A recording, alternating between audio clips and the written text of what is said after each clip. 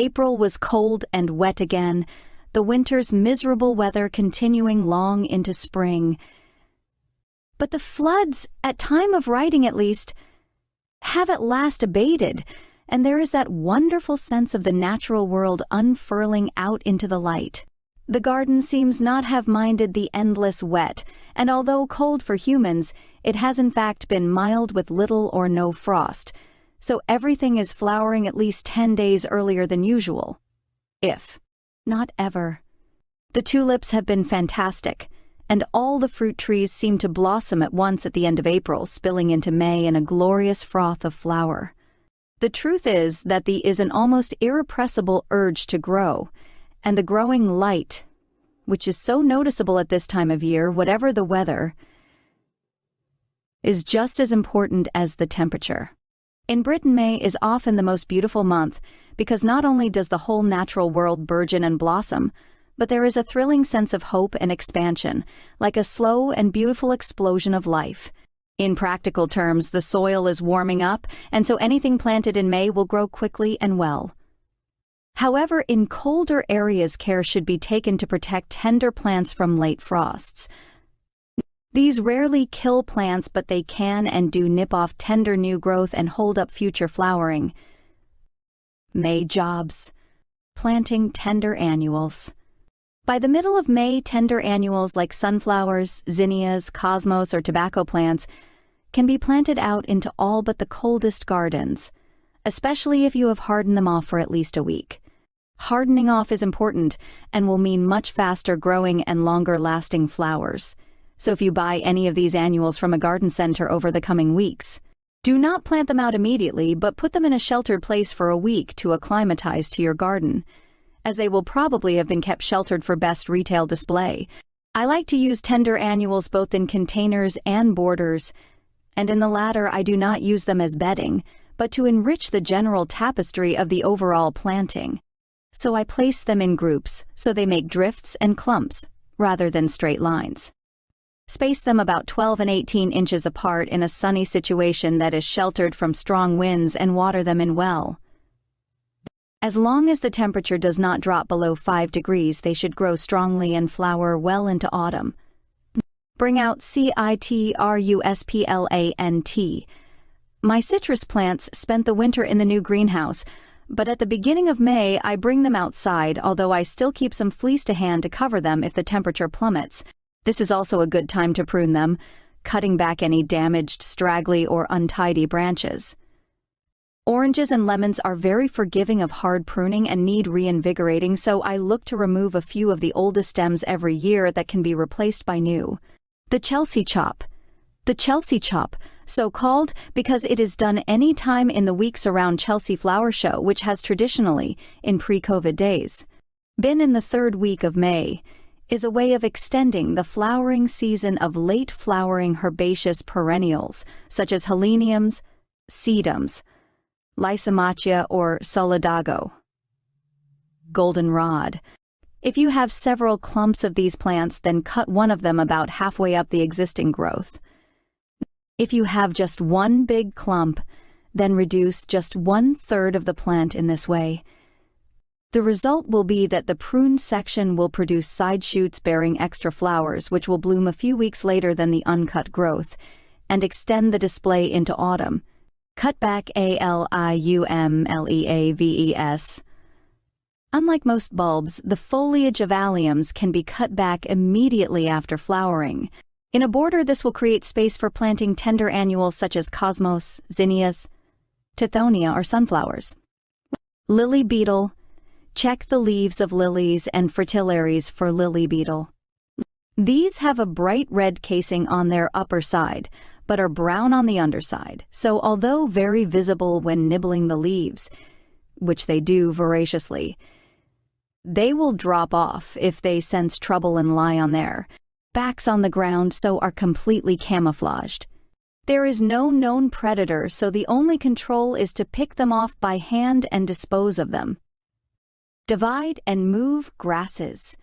Unlike herbaceous perennials, grasses are best divided once they have started to grow vigorously. Lift the clump and divide into fairly substantial sections. They grow slowly, so do not cut them up into too small pieces. Replant them at the same level they were in before, and water in well. Keep watering them weekly until they are growing strongly. Some grasses seed themselves freely and form crowded clumps, and these can be thinned and moved by lifting entire young plants and repositioning with more space around them. Stake and support herbaceous perennials. Any plant that has been knocked or collapsed never looks the same, however carefully you prop it up, so the secret is to support plants before they need supporting. If you place supports in position whilst the plants are still relatively short, they will quickly be hidden by the new growth, and as a result your borders will not look corseted and constrained. It does not matter what you use. I prefer homemade metal supports that are rusted and almost invisible after a day or two, but stakes and twine or twiggy prunings all work well. Divide aquatic plants. By the middle of May, the water of any pond is likely to be warm enough to plant into and to lift and divide any existing plants, as well as plant deep water aquatics like water lilies. Deadhead tulips. If you have tulips growing in borders, deadhead them once they are past their best. This will stop the development of seed so that all the energy goes into forming new bulbs for next year's flowers. The best way to deadhead them is simply to snap off the spent flower with the growing seed pod using your fingers. Do not cut back the stem or any of the foliage, as this will all contribute to the growing bulbs as they slowly die back. Tomatoes. It is time to plant out tomatoes in a greenhouse, although wait till the end of the month for outdoor ones. This is because tomatoes hate too much temperature fluctuation and May nights can be chilly, especially if the days are warm. Plant them deeply, burying them right up to the bottom leaf, as the buried section of stem will develop extra roots. As the young plants grow, they form shoots between the leaves and the stem, and these are known as side shoots.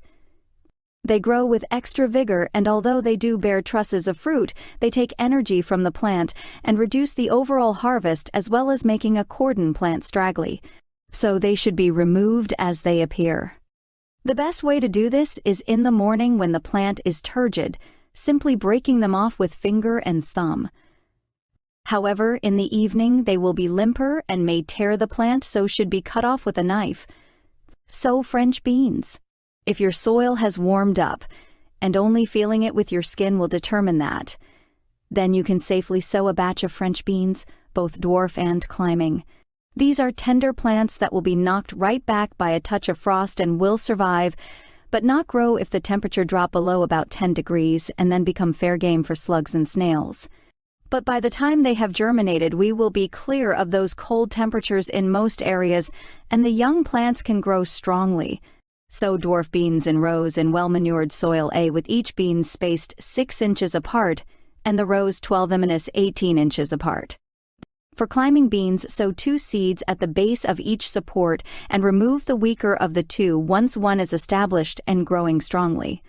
Water them well and keep them watered throughout the growing season. Prune early flowering clematis.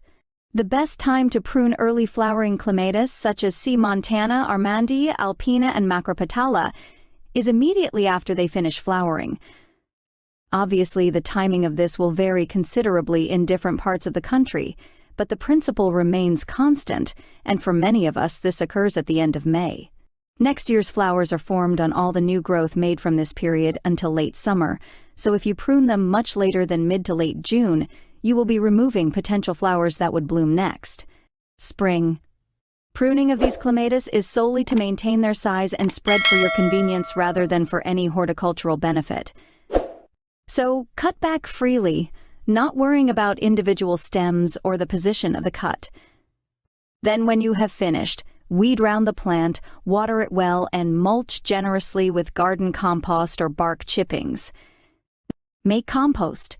Compost is the alchemy of a garden, turning waste into black gold, and we should compost every scrap of garden and kitchen waste. The secret of making it reasonable quickly is to have a good mix of matter high in nitrogen, green like grass clippings, and drier material, brown, that is high in carbon, and then to aerate it often by turning it. This does not have to be a major operation. Just forking through it will help a lot. The point is to get oxygen into the heap, which in turn feeds the bacteria that eat the decomposing material and convert it into compost, which will then enrich your soil with essential bacteria, fungi, and nutrients better than any product known to man. Sow biennials. Now is the time to sow wallflowers, honesty, foxgloves, forget-me-nots, or sweet rocket for a lovely display next spring and summer. Biennials differ from annuals, which grow, flower, and set seed all in one growing season, in that they grow fast from seed and develop strong roots and foliage in one season and then flower in the next. For most, this means that they germinate and grow without flowering in summer and autumn, remaining dormant over winter, then have another burst of growth before flowering in spring and early summer. The great advantage of biennials in our borders over annuals is that they are hardy enough to withstand a cold winter and quickly produce flowers in spring without having to wait for the plant to grow first. Sow the seed thinly in a seed tray, cover them with vermiculite, and put to one side to germinate. They do not need heat, but a sheltered spot or porch will help. When the seedlings are large enough to handle, prick them out into pots or plugs and grow them on so the young plants are ready to plant out in early autumn, where you want them to flower next May. Divide and move primroses. The best time to plant or move primroses is after they have finished flowering but whilst their leaves are still fresh and growing strongly. Lift a clump and gently pull them apart to make a number of smaller sections. These can then be planted to either spread the existing group or eye on new locations. Water them in well. They should continue growing, but when the leaves start to fade and look shabby, cut them back hard. New, fresh leaves will soon appear to replace them.